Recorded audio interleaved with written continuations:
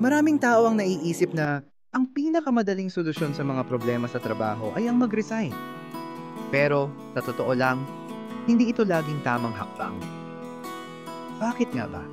Una, isipin natin ang mga dahilan kung bakit tayo nagtrabaho sa isang kumpanya. Marahil, ito ay dahil sa mga pangarap natin, mga ambisyon, o kaya naman ay para sa ating pamilya.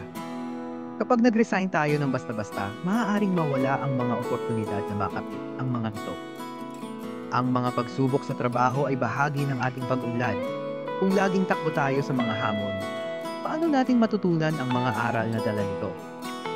Pangalawa, may mga pagkakataon na ang mga problema sa trabaho ay hindi naman talaga sa kumpanya, kundi sa ating pananaw. Minsan, kailangan lang natin ng bagong perspektibo. Ang pakikipag-usap sa mga katrabaho o sa boss natin ay maaaring magbukas ng mga solusyon na hindi natin nakikita. Ang komunikasyon ay susi. Kung mag-resign tayo agad, mawawala ang pagkakataon na maayos ang mga bagay at makahanap ng mga solusyon. Pangatlo, ang pag-resign ay may mga kaakibat na epekto.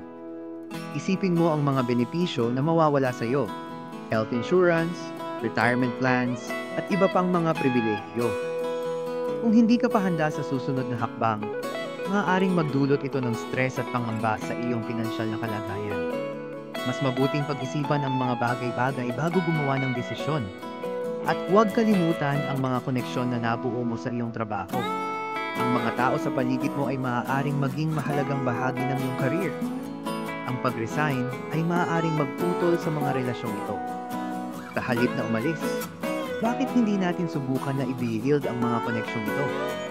Maaaring makahanap tayo ng mga mentor o kaibigan na makakatulong sa ating pag-unlad.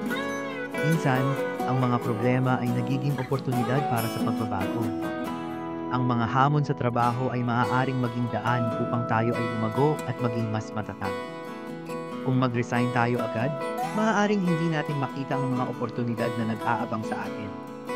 Sa huli, ang desisyon na mag-resign ay hindi dapat maging unang hakbang. Maglaan tayo ng oras upang pag-isipan ang mga bagay-bagay. Alamin ang mga ugat ng ating mga problema at tingnan kung ano ang mga posibleng solusyon.